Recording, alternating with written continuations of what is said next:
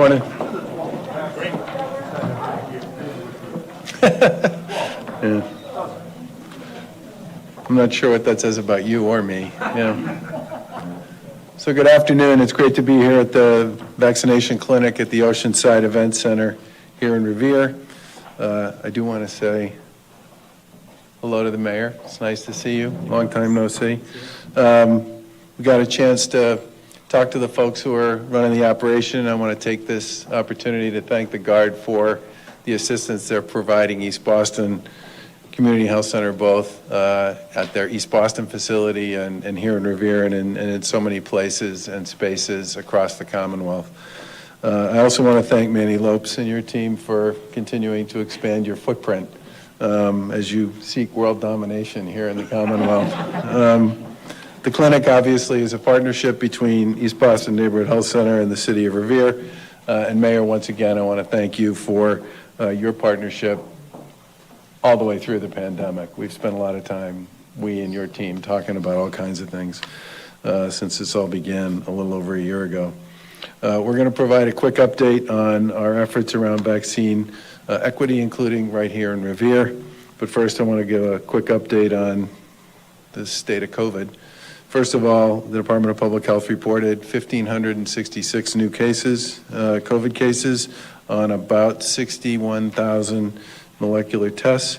We've now done about 19 million, over 19 million tests here in the Commonwealth. 725 patients are in the hospital for COVID and 169 are in the ICU. With respect to vaccines, we crossed over two significant milestones yesterday. First of all, we've now delivered and administered over 4 million total doses to people across the Commonwealth, and more than 1.5 million people are now fully vaccinated. We continue to be a national leader in getting people vaccinated. We're the top state for both first doses and total doses administered among the 24 states that have more than 5 million people. Our progress has been especially notable among those most vulnerable to the virus. Over 82% of Massachusetts residents over the age of 75 have received a first dose, which is significantly higher than the national average, and that helps us keep cases and hospitalizations down among this particular group, which, as we all know, has been terribly negatively affected by COVID. And our vaccination rates among Black and Hispanic residents are about double the national averages, although places like this are part of how we continue to build on the work we've done on that front as we move forward. On Monday, we expanded vaccine eligibility to include everybody over the age of 55 and people with at least one medical condition from the CDC's updated comorbidity list, making another approximately 1 million people eligible to get a vaccine. I'm happy to report that I feel good. I got my first shot yesterday, and I had all kinds of text messages last night and this morning about how I was feeling. It's nice to know that so many people care. That was a joke. Thank you for laughing. And I, you know, so far so good. But as I said yesterday, it does feel like a shot. As more people become eligible, we hope to see continued increase in the supply that we receive from the federal government, because we have tons of capacity we can put to work to make sure that whatever we get through the federal supply process, we'll be able to get into people's arms very quickly. The pre-registration system we launched a few weeks ago is working well. So far, around 1.5 million people have pre-registered, with over 800,000 having been contacted with the opportunity to book appointments. When it was launched, the pre-registration system included all 7 mass vaccination sites, and this week we're adding 2 regional collaboratives to the system as well. Later this week, the Amherst Northampton Collaborative and the Marshfield Regional Collaborative will be on our pre-registration system, and appointments will be offered there for folks as well. We plan to keep adding more regional collaboratives during the month of April as we move forward. And also by next week, the user experience will change for people who are contacted with the opportunity to book appointments. People will have the opportunity to select their vaccination location before proceeding to select from available appointments. And we'll continue to make improvements to the system in the weeks ahead and to make the process even easier, especially as we move toward the April 19th date on which everybody will be eligible to pre-register. Today we're here in Revere to spotlight the vaccine clinic here at Wonderland, right off the Blue Line. It's the second time in the past week we've gotten a chance to join Manny and the team from East Boston to talk about their work and to tour one of their sites. That speaks to the work that you and your team are doing for us in some of our most disproportionately impacted communities, and we really appreciate it. Revere is one of the 20 most heavily prioritized communities under our state's equity initiative. These communities were identified based on the disproportionate impact of COVID and key metrics around social determinants of health by the Department of Public Health. And we work with these communities, including Revere, in a variety of ways. We continue to supply their local health departments with new first doses. In Revere, these doses are being used to support homebound vaccinations and other hard-to-reach populations. And in partnership with Archipelago and Healthcare for All, the grassroots campaign has been launched to promote vaccine access and awareness, which includes, among other things, door knocking and canvassing and community events, which are starting this week. And in Revere, this will include 37 bilingual organizers working on the ground. Each community has a designated community liaison from the Department of Public Health to work with the local board to help support the vaccine rollout and to do whatever we need to do to help the folks locally both message and make vaccines available to folks. Earlier this year, we announced targeted investments in community and faith-based organizations doing vaccine outreach in these communities, and organizations doing this in Revere received over $120,000 in grants. Last week, we also announced about $55 million in grants provided directly to these communities to support local public health infrastructure as we move forward, and more funds for these communities as part of the $30 million equity initiative will be forthcoming. Revere is being prioritized for mobile vaccination clinics as part of our partnership with FEMA. This enables us to leverage some of the 6,000 additional doses that we receive every day through the FEMA partnership for hard-hit nearby communities. And these pop-up clinics will be set up in easy-to-access locations based on what works best in each community. There are grassroots teams that will work with community members to help people book appointments at those sites. And these are in addition to the mobile clinics that the city is coordinating here in Revere already. In a minute, the mayor will probably talk a little more about the work that the city's doing to get their residents vaccinated in partnership with the Commonwealth and many other organizations here in the city. We're grateful for the chance to work with committed local leaders like Mayor Arrigo in these prioritized communities. Together, they're helping residents in these communities get access to vaccines and work hard to recover from the pandemic. The vaccine is obviously a crucial part of how we get past the pandemic and help our communities recover and move forward.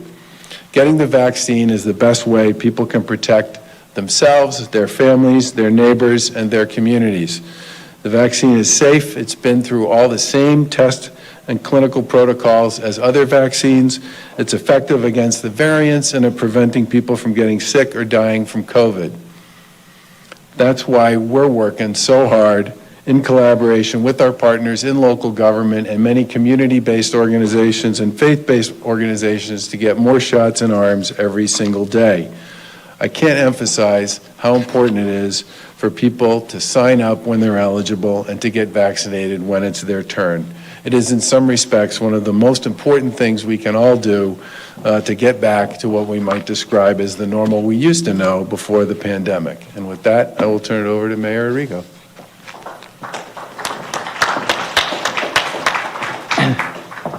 Thank you, Governor. Good afternoon, everyone. I want to thank Governor Baker, Lieutenant Governor Polito, of course, Secretary Sudders, and your entire team, Governor, for the tremendous work and the help. It is great to welcome all of you back to Revere under more optimistic circumstances. I also want to acknowledge and thank Manny Lopes. Manny has been a tremendous friend and a partner to the city, and I want to thank your entire team for all that East Boston Neighborhood Health Center has done to help the city of Revere throughout the entire pandemic. And lastly, I want to thank Oceanside the Oceanside team, Louis and Chuck Del Pidio, who recognize their role in helping the city get through the pandemic and actually came to us and offered up this space as a location for a clinic. 2 weeks ago, Manny and I and many others celebrated the opening of this regional vaccination site as a result of incredible collaboration between the City of Revere, East Boston Neighborhood Health Center, the Commonwealth, the MBTA, and of course, Oceanside Ballroom. This site provides more consistent and available access to vaccination for our residents, and more importantly, for the region, including residents of Winthrop, Everett, Chelsea, East Boston. Most importantly, it frees up our own Board of Health, and I want to give a special shout out to Lauren Buck for the tremendous work that she's done on behalf of our local Board of Health and our local Public Health Department.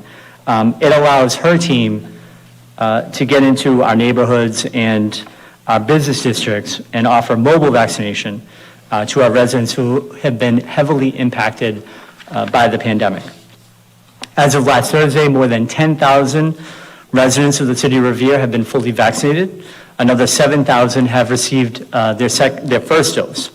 And the Revere Board of Health has worked for months to stand up clinics for our first responders, our educators, our seniors, our child care providers, including over 100 homebound visits for our residents who cannot leave their home. As hard as we've worked, we know that there is still some work left to do. And so last week we held our first mobile clinic for essential workers, and that was at the Northgate Shopping Center. And we plan to continue to replicate that model both at our food pantry and at our houses of worship. Our team of ambassadors and Inspectional Services Department are working in collaboration to canvass businesses with eligible employees and provide more information and support in accessing an appointment. We've hired additional ambassadors to conduct multilingual community outreach and are partnering with the state, as the governor mentioned, to coordinate canvassing and actually go door to door in our neighborhoods to do outreach. And on Monday, we will be launching a multilingual public awareness campaign to reach our residents in public spaces, both in public spaces and in local businesses and on social media. Our community, as the governor alluded to, has been hard hit, one of the hardest hit in the entire Commonwealth, but the end is in sight. The governor, the lieutenant governor, Secretary Sudders, and Manny have been tremendous partners throughout this pandemic, and I want to thank them again for their support and thank them for the time that they've brought today to come together and see an end to this pandemic. Thank you.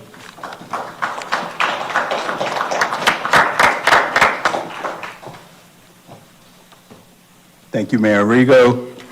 Thank you again, Governor Baker, Lieutenant Governor Polito, and Secretary Sudders, and my good friend, Senator Boncory, and our newest state rep, Jeff Turco.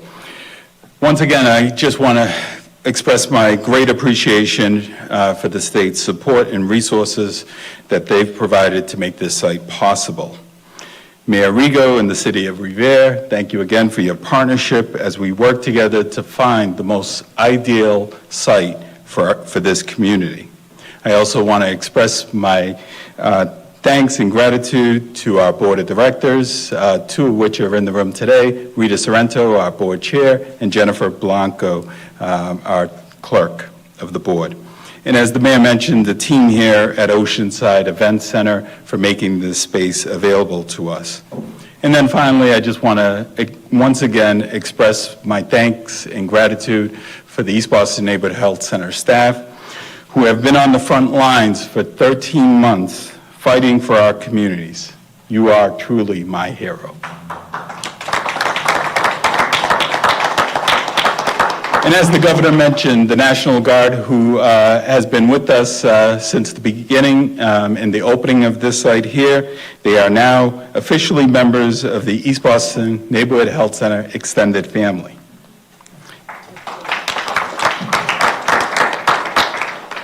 As Mayor Arrigo stated, this site is a regional, community-based vaccination access point, serving communities of Revere, Chelsea, East Boston, Everett, and Winthrop.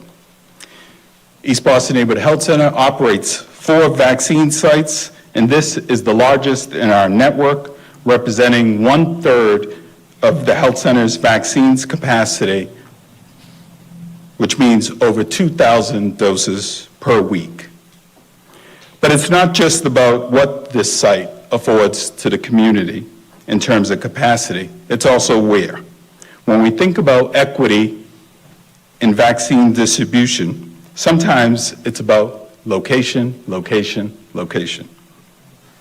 For those who are not familiar with this room, it's been a well-known establishment for decades, hosting Latinx music events and other events that include salsa, tango, and ballroom dancing. Some of the things that make this great venue a success also make it a great vaccination site. Most notably, this site is next to the Wonderland T Station right on the Blue Line. This is important to us.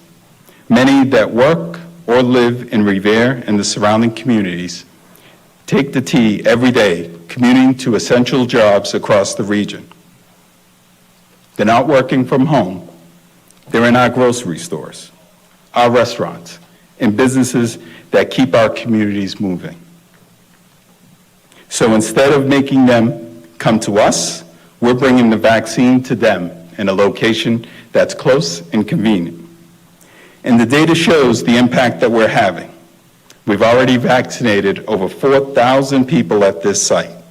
And since eligibility expanded, we have seen an over 200% month-to-month increase in first doses received by Latinx persons. By far, the most significant growth of any racial or ethnic group. So it's time to get excited. It's our job now. It's our job now to maintain this momentum. It might be something about this site, but I've seen lots of people smiling and dancing on their way out. I asked everyone in this room, I asked everyone in Revere, to the surrounding communities across the Commonwealth, let's get excited, let's get vaccinated, and let's get back to normal. Together, through partnerships like this on display today, we have made such great progress. It's our job to make sure we keep moving forward, and we are ready. Most importantly, we are excited about the work ahead of us. Thank you again. Can't say it enough. Governor Baker, for your friendship and your partnership in this effort. Secretary Sudders, Lieutenant Governor, and the City of Revere for allowing us to be great partners in this effort. Thank you.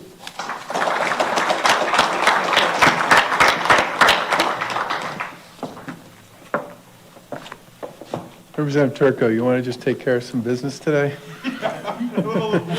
Okay. Questions? I want to get your thoughts on sort of generally vaccine task force. We're hearing about New York rolling out the Excelsior Pass. Are there any plans for Massachusetts to do something similar? And are you still thinking maybe not mandating the vaccine for state workers? We've said for a while that our primary focus is on getting people vaccinated, and I think it's perfectly appropriate for people to have conversations about some of these other issues, but I don't want them to distract from the goal that remains in front of all of us. I mean, we've vaccinated, fully vaccinated 1.5 million people in Massachusetts, which is a great thing, and we focused in particular on very particular populations to begin with, but, you know, to get to where we're going to be trying to get to here, we're talking about trying to vaccinate 5.5 million people. So there's a ton of work left to do here, and I really think the focus for us and for the Commonwealth generally should be on getting everybody who wants to get vaccinated as quickly as we possibly can. There's plenty of time to talk about some of this other stuff. So is there any plan at all? No. No. Like what New York has? No. I want to vaccinate people. Let's get people vaccinated. I think having a conversation about creating a barrier before people have even had an opportunity to be eligible to be vaccinated. Let's focus on getting people vaccinated. What's the biggest obstacle to convince people? It seems like there's a large group of people that just don't want to get vaccinated for one reason or another. What do you have to do to convince them to get vaccinated? Well, we've all seen a lot of the polling data, and the data I've seen basically says 3 or 4 things. It says there's a bunch of people who just don't want to go first. They haven't said no, they just don't want to go first. And my hope is more people in their community, whatever their community might be, get vaccinated. They'll look them up and down, realize that, it's okay, and they'll come out and get vaccinated. I think the more people that hear from their clinicians, that's usually one of the most important conversations people have about whether or not to get vaccinated. People will choose to get vaccinated. I think the third thing is, does it work? And the overwhelming evidence here in Massachusetts and everywhere else is people who are fully vaccinated and those folks who are part of the communities that we focused on straight out of the gate back in December have shown a remarkable reduction in both case counts, hospitalizations as a result of that. And the fourth, I think, is a more challenging piece, which is, trying to get the vaccine to people where they are. And we've talked a lot about this, especially when I've talked about the lack of availability with the J&J vaccine. It doesn't require the deep freeze. It doesn't require all the issues around prep. It doesn't require all the issues around storage. And it is a one dose. So as a tool in the toolbox to do heavy duty mobility vaccinating, particularly with populations and in communities and neighborhoods where people can't get to wherever the vaccine is, that's a big opportunity. And I really do hope that as we move forward, we see more and more J&J in the mix. It is to go to senior centers and community centers and housing projects and all these places where a one-dose solution would actually be the sort of thing you could almost create a little bit of a rally around in those communities and in those particular places and spaces is very real, but it's really hard to do that. We are doing mobility work with the Pfizer stuff, and Moderna, but it's way more complicated. And to really scale that, the J&J piece could be a huge part of the answer there. Governor, you've been proud of the efficiency of the vaccination, especially more towards the last few months. I've talked a little bit with CIC about they have an intention or a plan to do a drive-in at Gillette, maybe once you hit 16 plus and everyone's going to get it. Is that something you're looking at?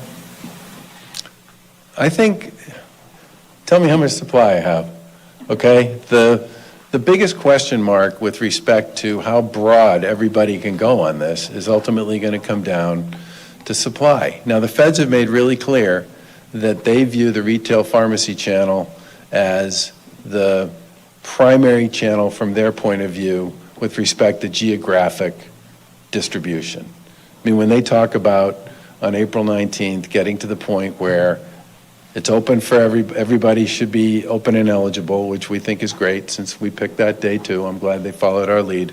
The big thing they say is by then, everybody in America will be within 5 miles of a site.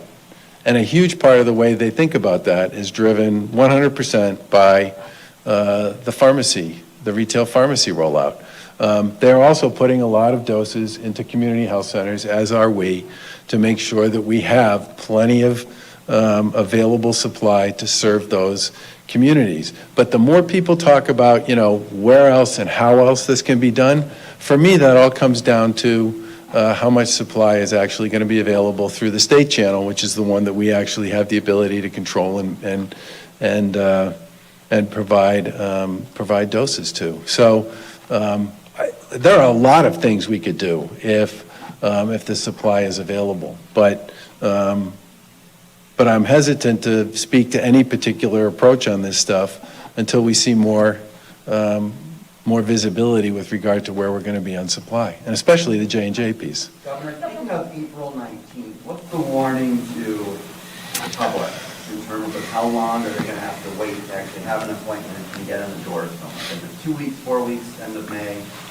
You know, I think I keep coming back to this issue around now in Massachusetts with the current infrastructure we have to probably double or even triple the number of doses we do. So if you think about the fact that we currently do somewhere around 60 to 90,000 doses a day, depending upon the day, I want you to think about the fact that right now, without adding a single additional, site in our current network, we could probably do double or triple that. So if the supply is there, our ability to vaccinate becomes one dose. If that becomes a big part of the distribution channel, think about for being there in December. But it's a 2-dose process, and it probably takes 6 weeks all in for somebody to get fully vaccinated. The Johnson & Johnson one is 1 dose in 2 weeks. So think about how fast, if you had a lot more of the J&J mixed in with the Pfizer and Moderna, you could move through populations and get fully vaccinated. So it's a hard question to answer, when are we going to get there without knowing the answer to some of these other things. I think by April 19th, I'm hoping we'll get more guidance from the feds about what they think the month of May is going to look like, because obviously that will be in many ways the first real opportunity we'll all have to vaccinate a population that's completely eligible. And that reminds me, a quick note on everybody. You are, based on all the data associated with vulnerable populations, some of the work we're doing in congregate care facilities, but if you're one of those older folks, I really recommend you sign up and get vaccinated. Governor, what's your reaction Let me just- what's your reaction to people sort of quote unquote cutting the line, saying they have an illness or they have some sort of a connection in a health center and they've been able to sort of jump the line and get a vaccination? Well, I didn't jump the line. A process here. And I've had a number of people say to me, well, a lot of other states, everybody's eligible. Well, most of the states where everybody's eligible, we vaccinated a greater portion of our population. So I think and I think people have been incredibly good about following the rules all the way from the beginning here in Massachusetts. People have been great about probably is vulnerable and probably ought to get the vaccine before you do. And I would prefer. Sort of a question mark as to whether how much more Massachusetts is going to be getting as a result of it. I think it's 12,000 and 4,000 the next 2 weeks, Governor, have you thought about which is part of why it's hard for me to answer. 17-year-olds with a comorbidity, and it's emails are getting back to them saying you have to be reaching over. Have you heard anything about that? I haven't. You can look into it. Emails on it. Okay. And then could the mayor, you could talk a little bit more Yeah. about the mobile vaccination program? This is part of FEMA. So, There's 2 of them. yeah, we actually started homebound vaccinations several weeks ago, and that was in collaboration with our Board of Health, local Department of Health, and our fire department, and I believe Cataldo Ambulance. They went out as a group, and we were able to identify the population through our call center and reaching out to residents who maybe we knew couldn't get out of the house. So we've been doing that for several weeks, and we've partnered up with the state to continue to do mobile vaccinations. And do you feel like, this is kind of a game changer for your community? How do you feel about this? What kind of a difference will you think this makes? We talked to you all year Right. long about how Revere is always in the red. Right. What kind of a difference will you think? Every shot that gets in an arm makes a difference, right? And however we do that, whether it be pop-up vaccination clinics at Northgate Shopping Center, where we're able to get a whole bunch of essential employees vaccinated, or go into somebody's house. Obviously, that's a little bit time-consuming, right? But we want to do everything, and every shot that we are able to administer makes a difference. So we're going to continue to do everything we can to get as many shots in the arms of our residents. Thanks, everyone.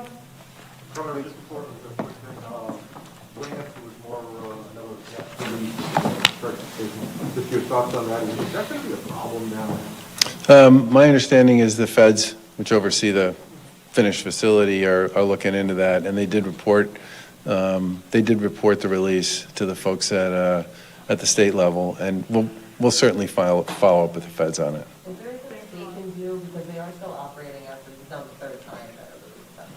Like I said, it's a federal, at this point, it's a federally regulated operating facility, but they did notify us as they are required to do, and we'll certainly follow up with the feds with respect to what their plans are to deal with this going forward. Thanks, guys. Thank you, Mayor. Thanks, guys. Thank you. Yeah, it's really good.